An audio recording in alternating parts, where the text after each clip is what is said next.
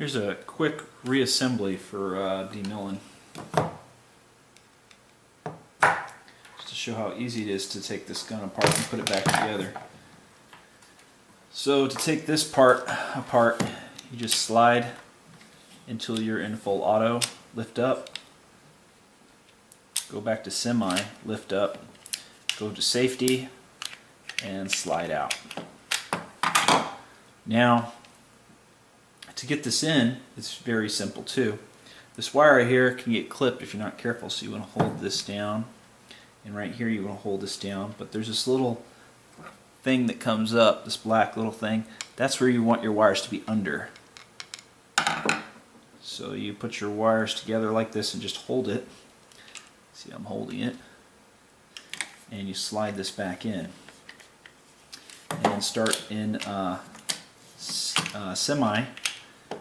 And then as you slide up, you may want to use something to keep the wire from coming out and being pinched. So if you can slide it down there far enough. Now move your trigger back a little bit so you can keep pushing down. You can get rid of the screwdriver. Check right here, make sure it's not getting clipped. It's not. And go to safety, and then go back to semi, and try to align your selector plate up on this side. Check your other side. Make sure that that lines up, and it did. It's in there, and it's in here. Go to safe, check it.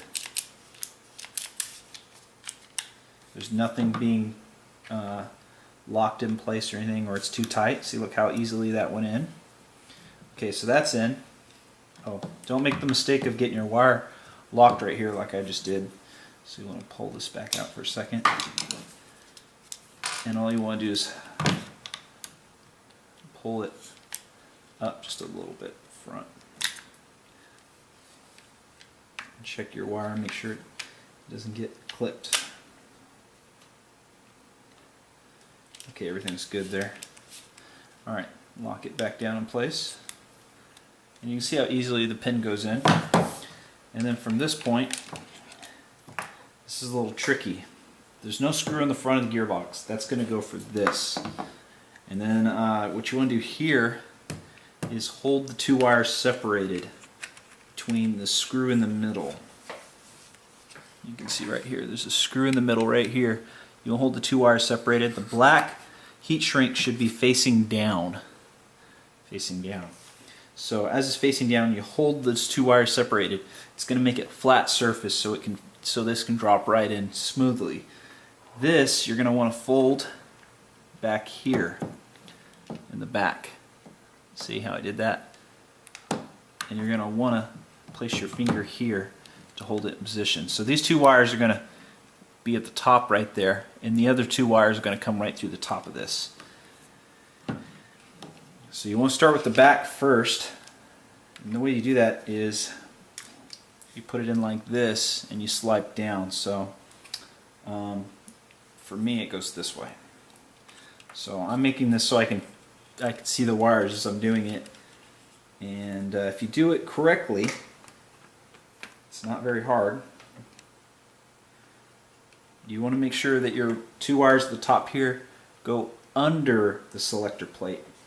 So I slide these two wires slowly, and I keep sliding the gearbox while my finger is still holding the two wires at the bottom. And I press these two wires down gently downwards so that they aren't stuck by the selector plate.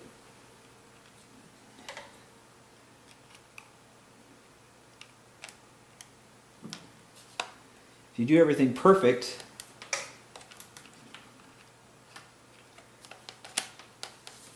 your gearbox will look like it's in position perfectly. It's in there flushly, which looks like it right now. So I'm going to go ahead and use this pin right here.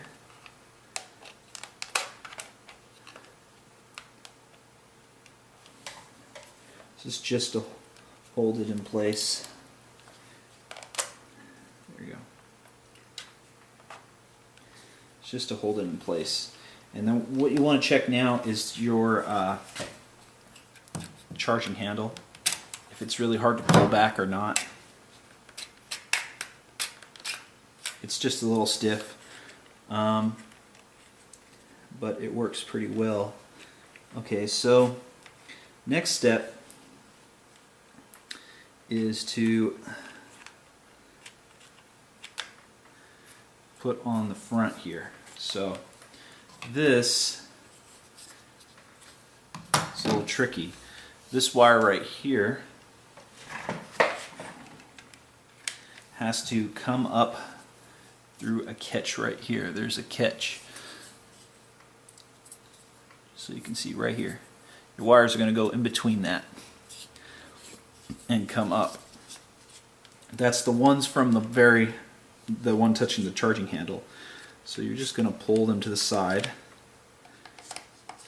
and start from the front, making sure that you press these wires down and get locked in first. Okay, so as you go further back, you want to get these two wires in that slot and just keep pushing back really slow. Pull up your other wires out of the way so you don't get anything clipped.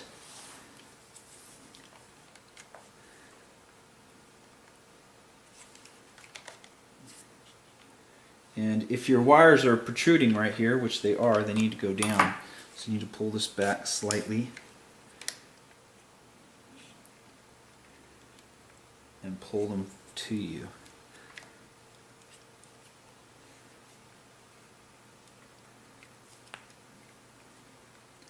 Might be a little complex at first because the wires do not want to function or make it as easily. Okay, so you got it there.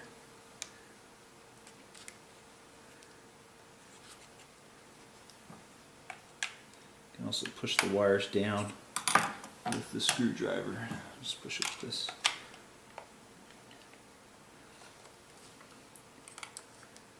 As I keep sliding it forward, I do not want to poke.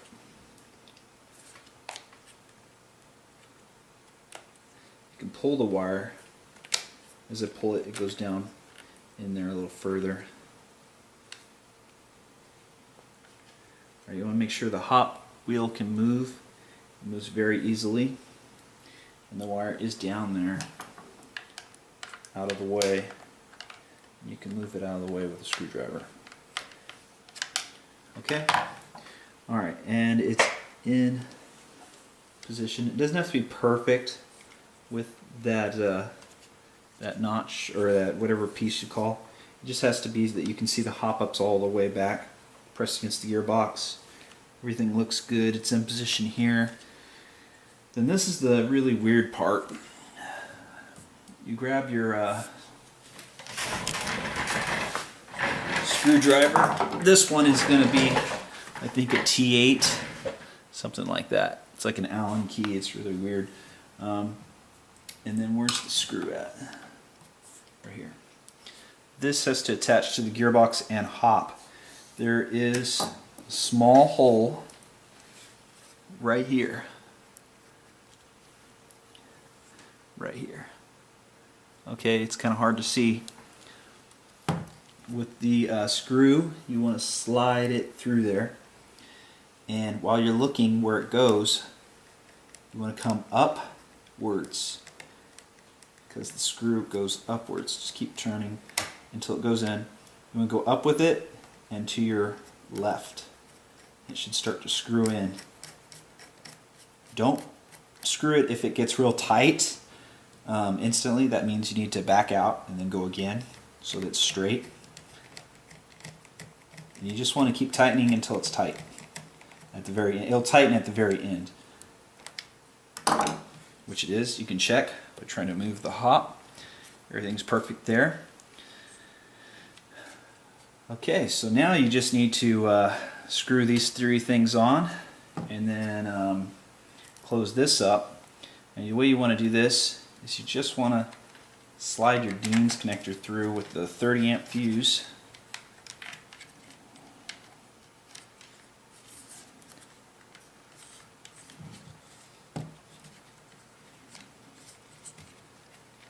Make sure stuff gets out of the way. You don't want to clip anything. And what you want to do is press it down into the hop a little bit. And then the black wire goes over the top of it, just so you can see what I did here. And the black wire goes over the top of it.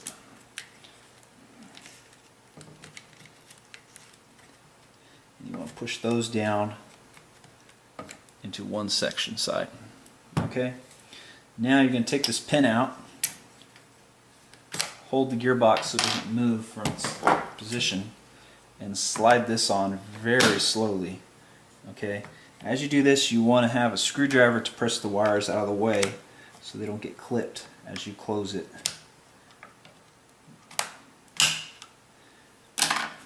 Once it's closed, go ahead and drive the pin back in. It should go in very easily, which you saw it did. Everything's perfect. Check to make sure that you can see the air nozzle, which I do. Everything's good there. Another thing you want to do at this point is slide the gun around to see if you can access the charging handle. It should be a little stiff because of the wires. You can see some of the wiring in there a little bit, and then just pull forward and it works great. This basically locks like this, and you can just do your hop-up adjustment pretty easily, and then shut it. Now, the thing about this though, the reason there's 30 amp fuse is because the MOSFET protects 160 amps. The 30 amp is for what is using in this line. It's to protect your LiPo from a short circuit. You would only get a short circuit if the red and black wire are touching somewhere within the gun. This will probably not happen for a long time. The only way it will happen is if these wires get clipped up enough inside here and then touch, and your fuse would blow. Okay? No other reason would your fuse blow. I mean, this will never ever blow unless somehow you drop the gun, you break your fuse or something, but you just remove this electrical tape and you put another 30 amp and you're ready to go. If it breaks again right as you shoot it, then you know there is an electrical short somewhere and you have to check your wiring and tape it up or something wherever the cut is.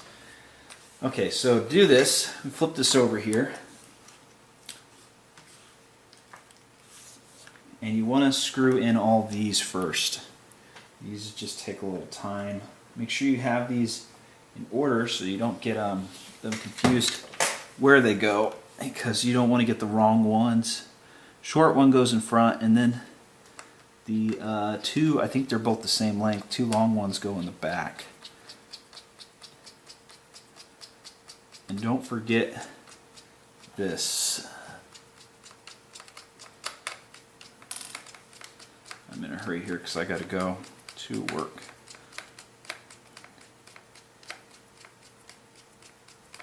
So I'm just going to screw on this one for right now and then screw them in later. Put your patch on.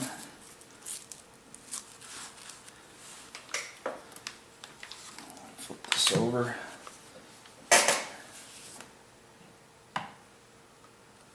Put this in position and tighten really quick.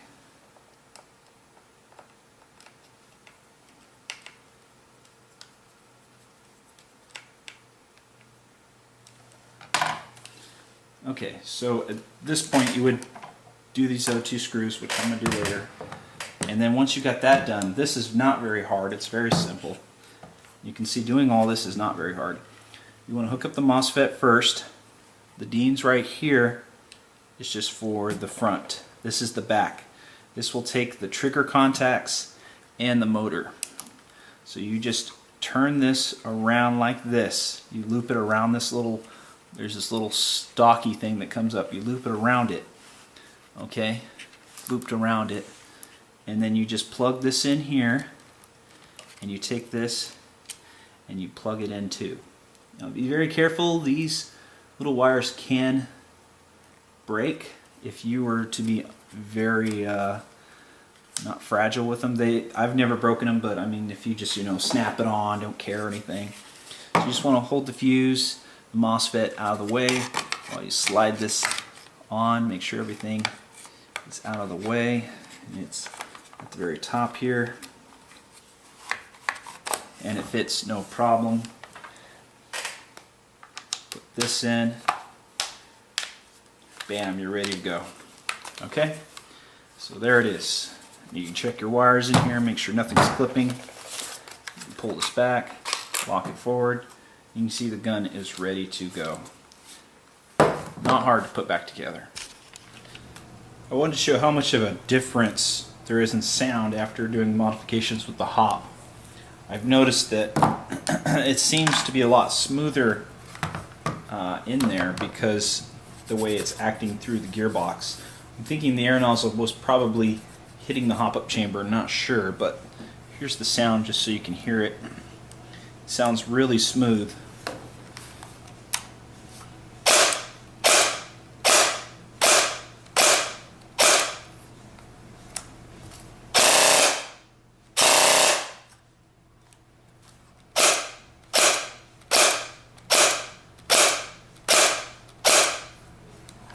Sounds great. So I'm pretty sure the issues are solved with this gun, but it's got to be checked out at the field. So I'm going to have to take it to the field and check it. But I'm pretty sure that the only snap you're going to hear when you shoot this thing with BBs is going to be the snap out of the barrel. I think it sounds great. So we'll check it out pretty soon.